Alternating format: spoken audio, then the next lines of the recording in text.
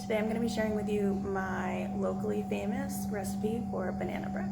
But before we do that, I'm going to show you how to grease your pan properly so that it doesn't stick. I'm going to use parchment paper on the bottom, so it'll help the bottom from not sticking completely. You can do the lard and flour method.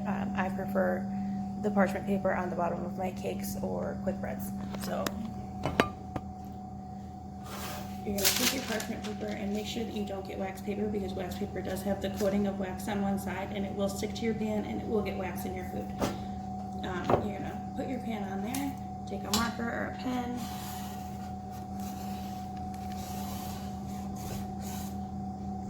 trace around the bottom, you get the perfect size. You're going to cut that out, you're going to spray your pan, and then you're going to perfectly fit that in the bottom. For the banana bread recipe,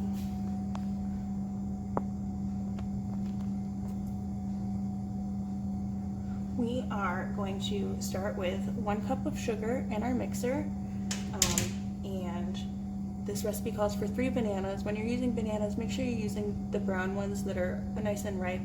If you get them to this point and you aren't ready to make your banana bread, peel them, put them in a freezer bag, and put them in the freezer. And then when you're ready to go, you just pop them straight out, microwave them for a couple seconds, and then get going. You don't want to use bananas that are like this.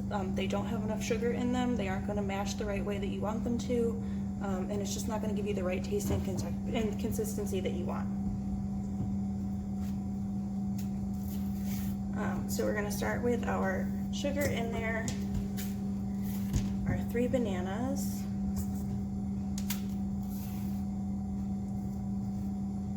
and I'm going to give that a little go so it mashes up the bananas a little bit.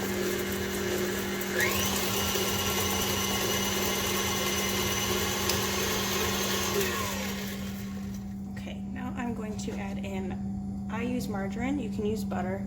It's 8 tablespoons, so that would equal 1 stick of butter.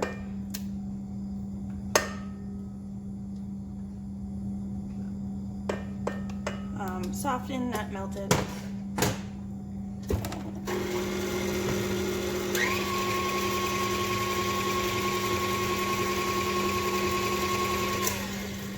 Now, before you move on, make sure that your fat equally distributes. You don't want pockets of fat where it's just not going to melt out in your bread.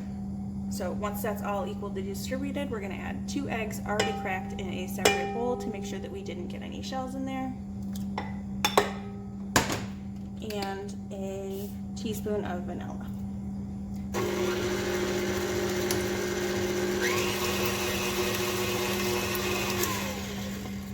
Mix that just until your eggs are incorporated all the way.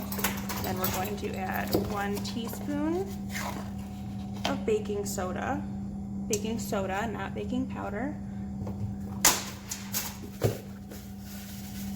A teaspoon of salt, and 1 1/4 cups of flour. I'm using regular AP flour.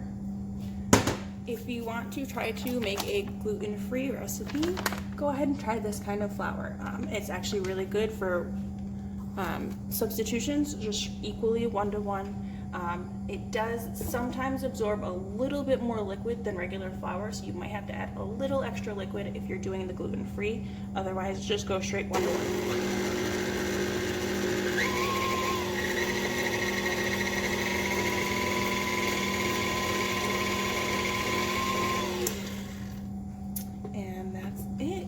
Should be pretty thick, muffin-like, if you will, and then you're just going to pour that into your pan, level it off, and bake it in the oven at 350 for 30 to 40 minutes.